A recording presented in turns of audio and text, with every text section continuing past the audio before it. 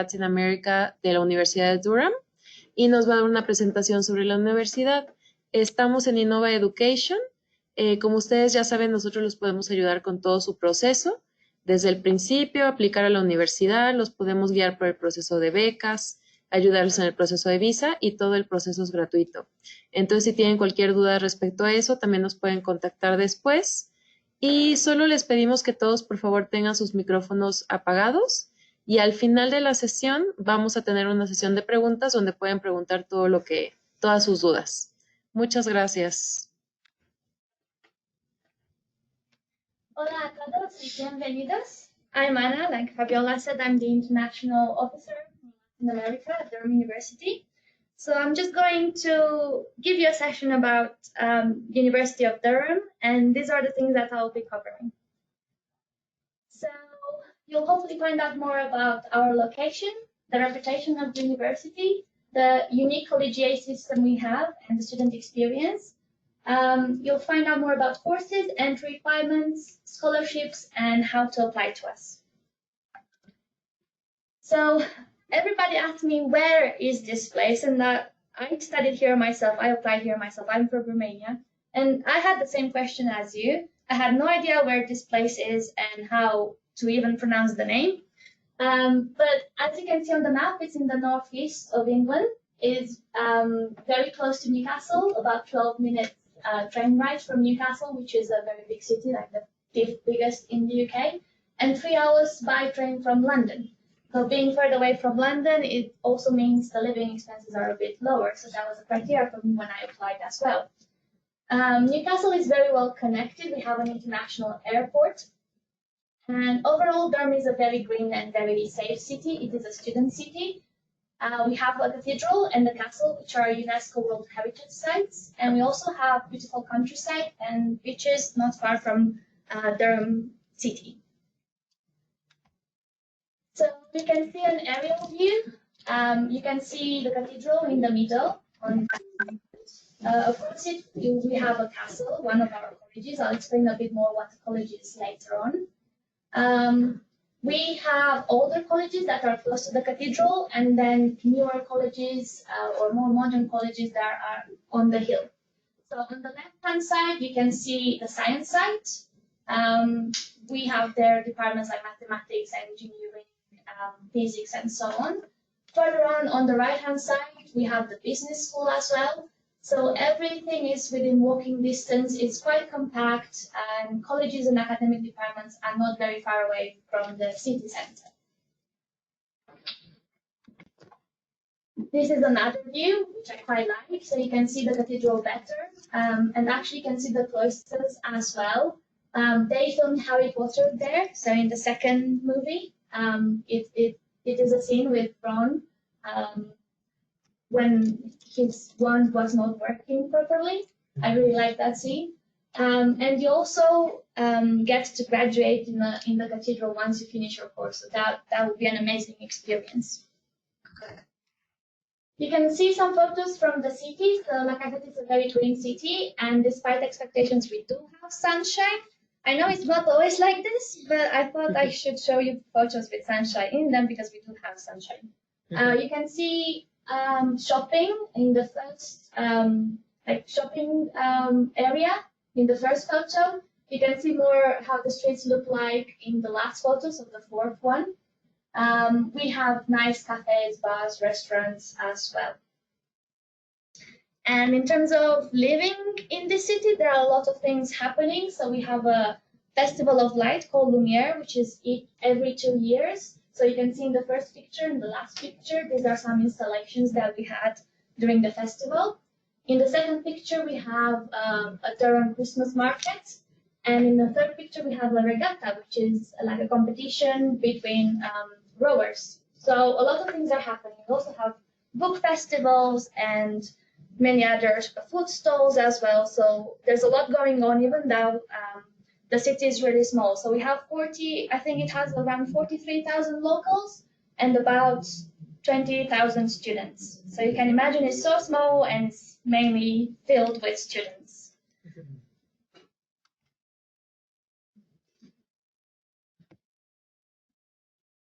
Just a second.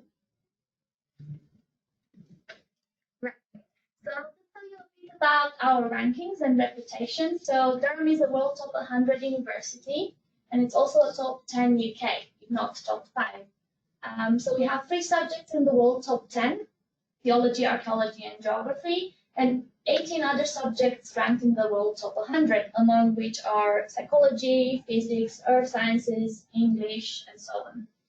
Over 90% of our subjects are ranked in the top 10 nationally, so you can be sure that any degree you choose to study with us, it will be a world-class degree. We are also ranked as among the 30 most international universities in 2020, which means that we have a lot of international students and member staff as well. And we have a very good world reputation and a lot of partnerships with other universities worldwide. And also, employers really like Durham graduates. So if you have a Durham degree, you'll be very popular with employers. They actually come on campus to recruit our students. So not only you'll have an education from a Russell Group University, which is a world-class research-focused institution, and you'll have a top degree. What is unique about Durham is the collegiate experience as well, and that's something that not all universities have. So I'll explain a bit about what the collegiate system is. You can see in the picture, this is the castle, which is one of our colleges. And at the moment, we have 16 colleges, but we'll open a 17th one in September this year. So what exactly is a college? The easiest way I explain this is it is similar to a Harry Potter house, if you're familiar with Harry Potter movies and books. But instead of having 4, we have 17, almost 17. Mm-hmm. So it's not a place where you just stay and sleep and eat. It's not just a student residence. It's actually a community, and it provides you with a sense of belonging. So all our university accommodation is based in one of our 17 colleges, and every Durham student belongs to a college. So we have older colleges that are more traditional, closer to the cathedral. They wear gowns to formal dinners, so despite the Harry Potter experience. But we also have newer colleges, which are more modern, more relaxed, laid back. They don't wear gowns to formal dinners. We have catered colleges or self-catered colleges, depending on which college you will be allocated. So you are not necessarily required to stay in a college if you don't want to, but you will be a member of that college, of a college, during your time at Durham. So colleges are a place where you can develop yourself. In addition to the academic skills you'll get from your degree, it's a place where you live and you socialize with students from all over the world. We have more than 130 nationalities represented at our university.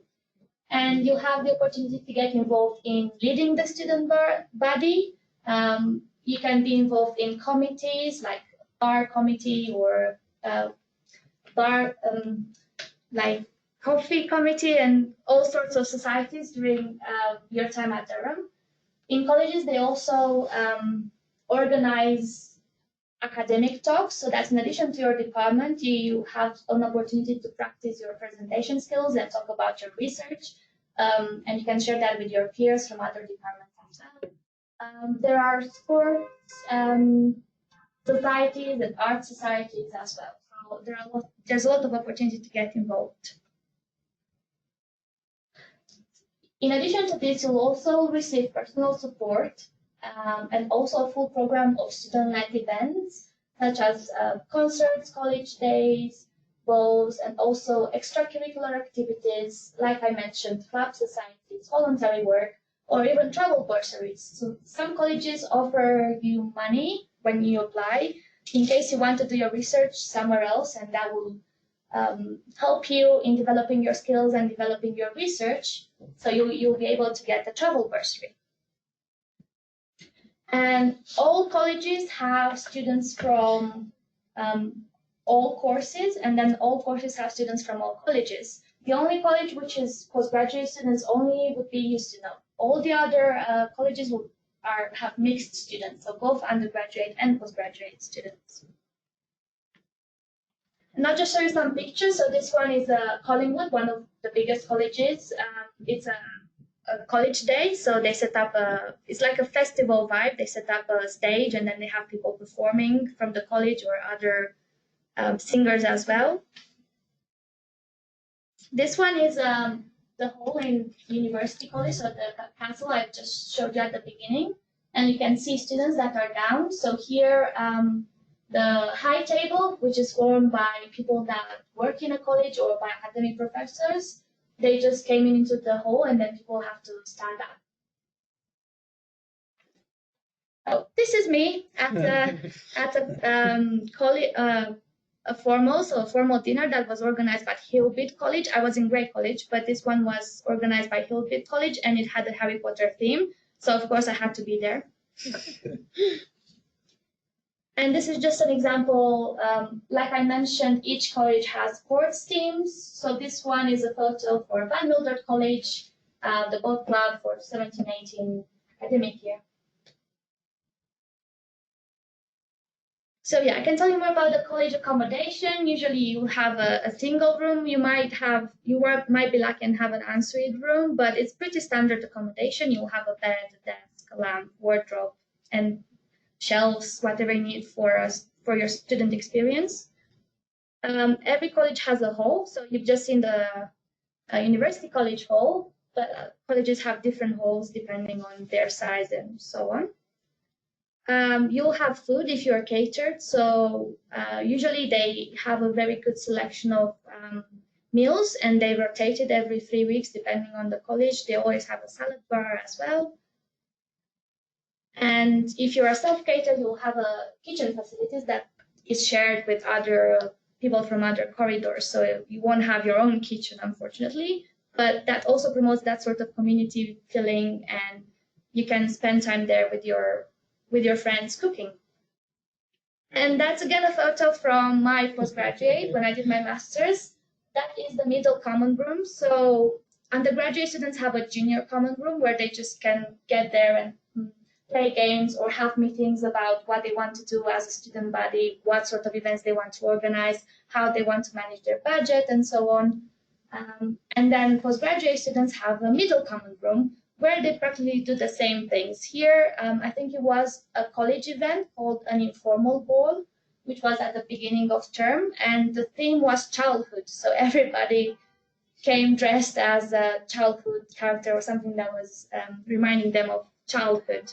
And there's also a senior common room, but that's mostly for academics, so they get involved in college life as well, or mentors, because you would have a mentor in different colleges. You might have mentors, and alumni or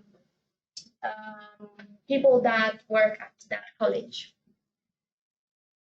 Yeah, so college accommodation is guaranteed for all international undergraduate students in your first year. Not for postgraduate students at the moment. That's currently under review. Even if you decide not to stay in a college, you still have membership of that college, and you can get involved in all these amazing activities. And I would like to point out that you can express the preference for a college, but that will not be guaranteed. So our admissions team is trying their best to pair you with your preferred college. But if that won't be possible, you'll be allocated to another college. However, from personal experience and from my friend's experience as well, even if you're not allocated to the college you wanted, I always applied for the University College, the castle, everybody wants to be there.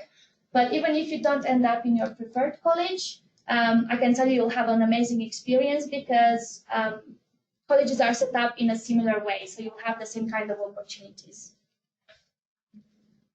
And in addition to all these societies and opportunities to get involved in colleges, you also have the overall university level societies. We have over 200 students' union societies. We also have a Mexican society. You can see a photo, the first photo. So they were very active this year. They organized Dia de los Muertos event in November and the Posada event in December, and they just taught cumbia 2 weeks ago at the Students' Union. So they are very active and they are great. We're also #1 team sport university since 2013. So sport plays a big part at Durham. And those are just some examples of what kind of societies you can get involved in. We have the Chocolate Appreciation Society. We have very silly ones like Hummus Eating Society. We also have more genuine ones like debating or film societies, cheerleading. I was involved and I still am involved with the Latin Social Dancing Society. You also have bands can get involved in dance and groups as well. We also have the support overall at the university, in addition to the support you get in a college. So we have a career center, they organize careers fairs, employers come on campus as well to recruit our students. We have disability services, immigration team, counseling, student finance. So you can see that you'll be well supported during your time at Durham. Now, moving on to the courses we offer, these are the subject areas. And what is really good about Durham is that it allows you to tailor your degree according to your own interests. So usually you'll have core modules, but then you might have the possibility to choose specific optional modules depending on your needs, which is quite good. So just to tell you a bit about the undergraduate degree structure. So we offer a bachelor's degree, like a bachelor's of arts or of science, usually lasting 3 years. We also offer an integrated master's degree, so that will be 3 years of undergraduate plus a year of master's. So you'll graduate with a master's degree instead of a bachelor of science or arts. And then you can learn through a combination of lectures, seminars, tutorials, workshops. So it's quite dynamic. It's not just lectures, you go listen to someone and then you go and write an essay and that's it. It's quite a dynamic way of teaching. You'll also have a lot of independent learning as well, self-directed. You'll do a lot of research because this is a very research-focused university. And you'll develop your critical thinking as well. So like I said, a lot of programs have elective modules and you can see the handbook. So if you go to that link, you can see each program and then what sort of modules each program offers. And you can click through the links to read more about each module and why you're going to study and how you're going to be assessed. For the postgraduate degree structure, usually masters will be 1 year long, the taught masters, and again you'll have a mixture of lectures, seminars, practical study as well, depending on your course. And you will have a dissertation, so a research project towards the end. We also offer masters by research and PhD, como doctorados. So that will be a more research-focused degree, basically. You'll have your own self-directed learning, but you'll have a supervisor that will guide you.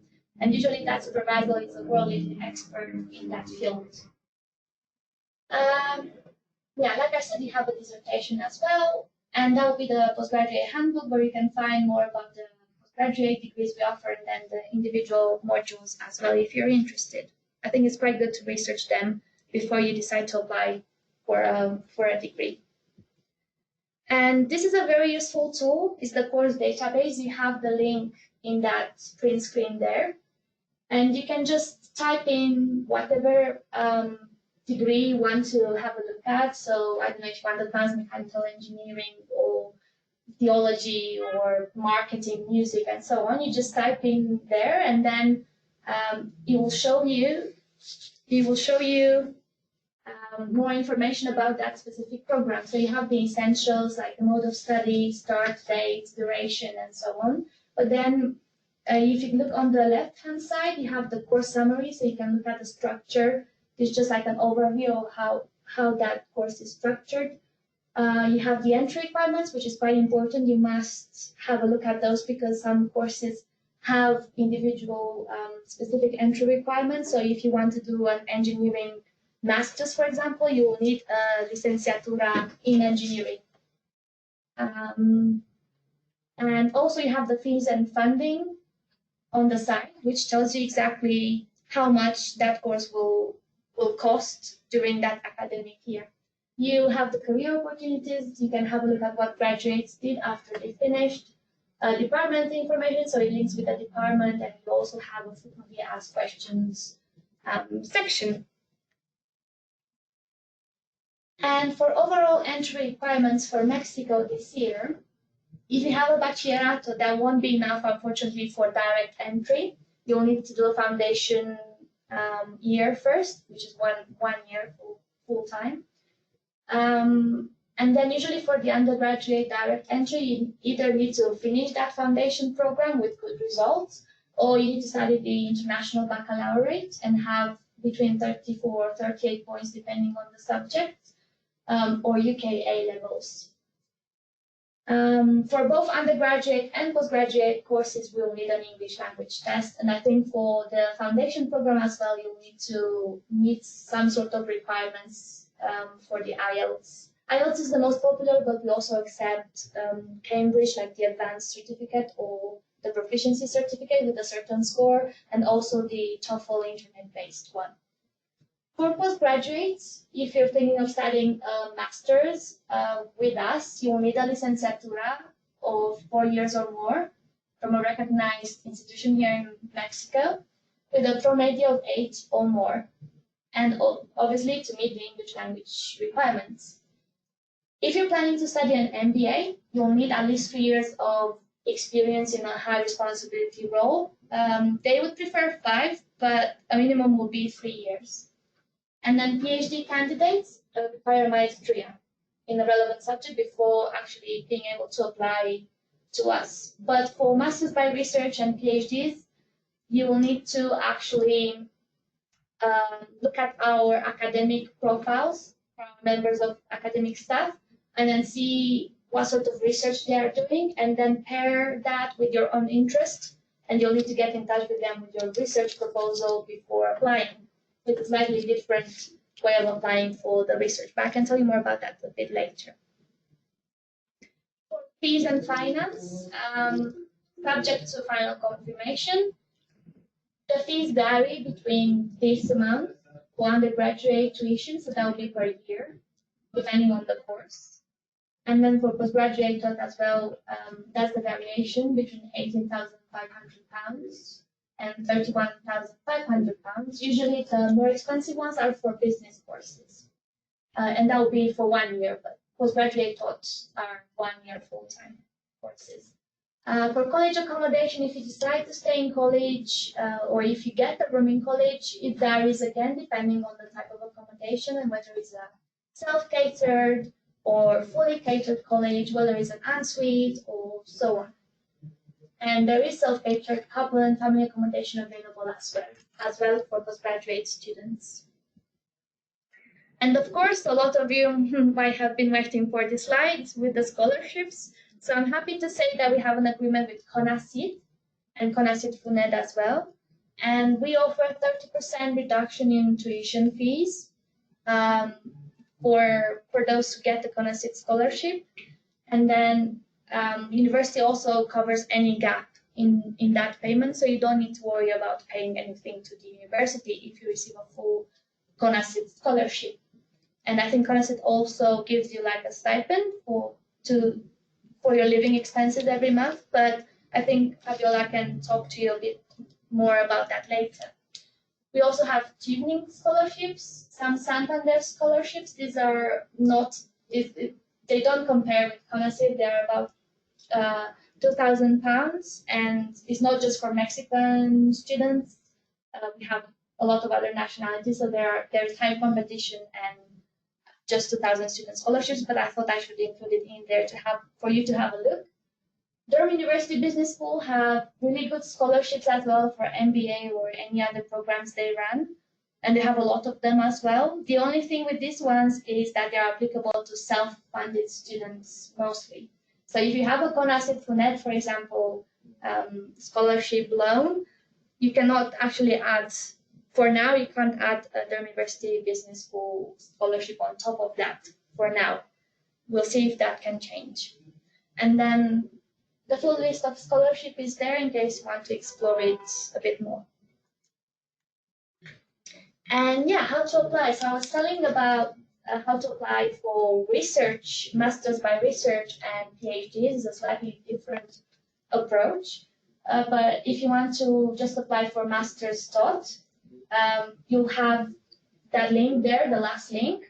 The PhD one is the same link. However, you'll have to get in touch with one of our academics before actually making a formal application. So that's what I was trying to say. It's a bit different approach. For a bachelor's degree, so an undergraduate, you will just go through ucas.com. And then for foundation programs, you have a link there as well to check all the requirements and what you need. Usually, I mean, I think Fabiola can tell you more about this, but usually you need your transcripts translated by a certified translator, your qualifications. You need a personal statement for why you want to study that program and why at Durham, why in England, and why they should pick you and not other people. And you'll need some academic references as well and the English language test to prove that you can study in English, study your degree in English. I included some more resources there in case you want to have a look. We have the international web pages there, the course database that I mentioned, which is very useful. And we have a YouTube channel. You can have a look at some of our videos. You can have a look at our colleges as well. We have 360 tours, so you can have a walk around Durham city centre, for example, without actually having to fly all the way to the UK. We also have Instagram. If you want to follow us, you can see more real life updates from Durham. And yes, if you want to contact me, that's my phone when I'm at work in my office in the UK, in Durham. That's my WhatsApp, in case you need it, and that's my email. You can find me at fairs as well. That's the photo from one of the first fairs I attended. We also have the Durham Mexican Society, which I mentioned. You can find them on Facebook and keep up with what they're doing and maybe send them messages if you want to.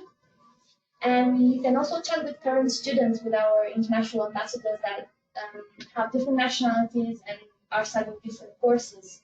So you can have a look at that link as well. Yeah, so these are also my photos. That's when I graduated. The first one is when I graduated from my psychology degree, Bachelor's of Science. And the second one is when I graduated from my master's. My friends made me a surprise and came and visited me when I graduated. So yeah, I just wanted to say that for me it's been a really life-changing experience, and it's been a really good time at Durham. So I hope it will be for you if you decide to apply with us. If you have any questions, I'm more than happy to take them now. If not, you can always contact me via WhatsApp or email. Everybody who wants to ask a question, if it's possible to actually do it through the chat, and Hugo from Innova will be reading them out loud.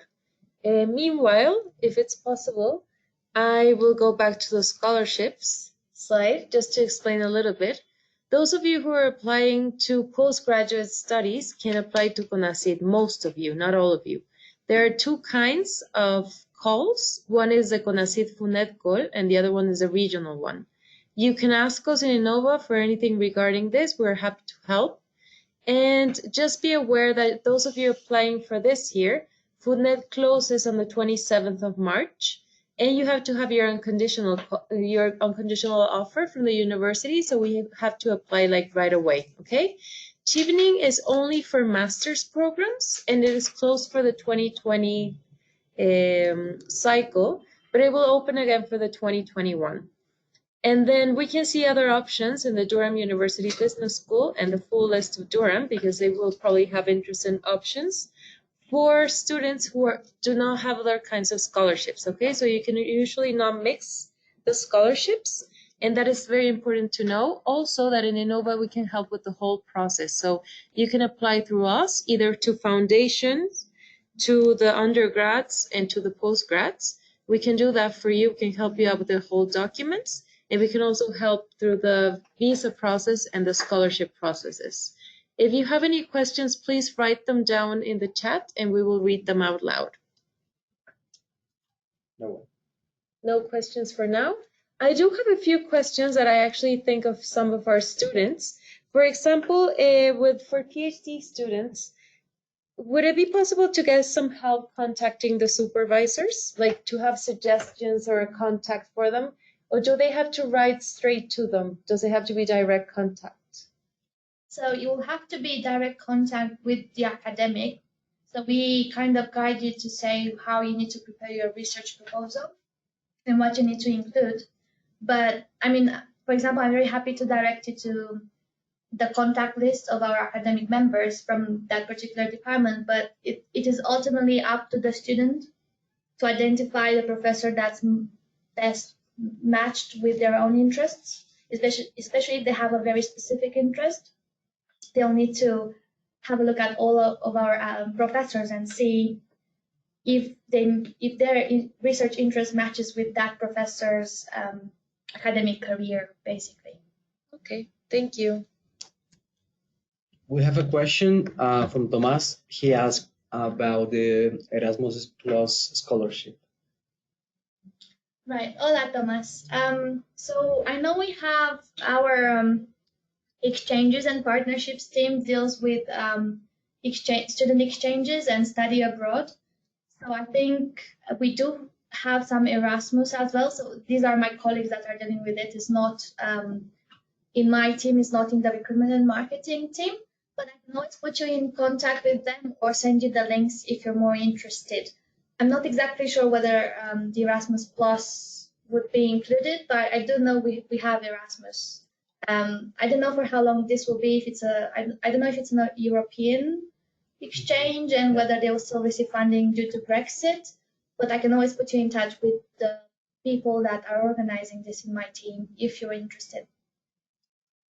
I have a question that I was asked during a fair by a mother, and she actually wanted to know if it's safe for her daughter to go to Durham.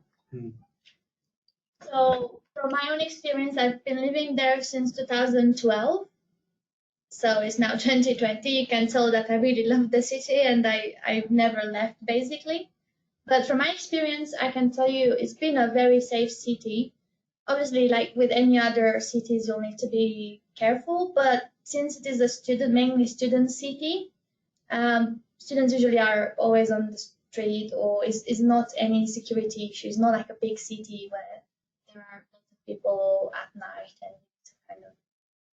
I mean, I can tell you that I'm not recommending this, but I've stayed in the library until 3, 4 a.m. and then walked home on my own and nothing happened. I'm not recommending it, but I'm just saying that I felt safe enough to do it.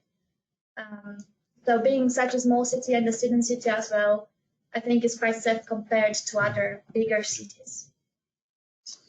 Okay, Frida is asking if it's possible to apply to CONACYT and Chevening at the same time, just to secure a scholarship. You can apply to both of them, especially if you're applying for 2021 because the Chevening call is closed now for 2020. You can apply to both, and then afterwards you have to decide which one you will take because you cannot take both of them, okay? But you can do it because usually Chevening will open in August and it will close in November, so you do that first. And then afterwards you apply to CONACYT once it opens. And this year it opened in February, so it will be different times. And I think that's it. I have another question because you did say that it is very close to Newcastle. Mm-hmm. And is it usually part of like the dynamic of the city? Like do they usually go a lot to Newcastle as well? So, for example, when you first start your degree, we have an international, well, not international, we have a freshers week. And that will be the first week of each, like the first term when you start. And sometimes colleges have this program with a lot of events happening. You have matriculation in the cathedral as well. And you have loads of things happening each day. And sometimes they might have events for you to go have a night out in Newcastle. So they organize coaches and you would go for a night out in Newcastle. Usually Durham does have clubs and things like this, but obviously you cannot compare it with Newcastle, which is a bigger city. But you can always, I mean, I know students that are going there for some placement or that are working there. It's really not far. I'm also going there when I want to dance because it's a very good dance scene there as well. And we also collaborate with Newcastle University in the dance on the dance front, basically, or Northumbria University. So yeah, I mean, you have a lot of opportunities to get engaged and also go to Newcastle. They also have shopping malls. They have the Sage and art galleries, the Baltic Center as well. So yeah, it's not uncommon for you to get out of the bubble of Durham and go to Newcastle. Great. Will you actually fly to Newcastle to go into Durham? Which is a way to fly usually? Yeah, so the closest international airport would be in Newcastle. So that'll be about 40 minutes by taxi or by car from Durham. So it's not far away, and Newcastle airport is very well connected with the world. So I flew in Mexico from Newcastle, and I also used. They also have quite cheap flights to go to Europe from Newcastle. So I went to Germany with a low-cost company for £20 return 1 January. And it's usually very easy to get some deals to visit, to explore Europe. I don't know whether that would change with Brexit, but for now, it's still an option. So it's very well connected. It's not like in the middle of nowhere, but at the same time, it does feel like a bubble because it's such a nice place to live and study. And it's so small as well. But it is well connected. You're not completely remote from human interaction. Very good. Does anybody else have any other questions?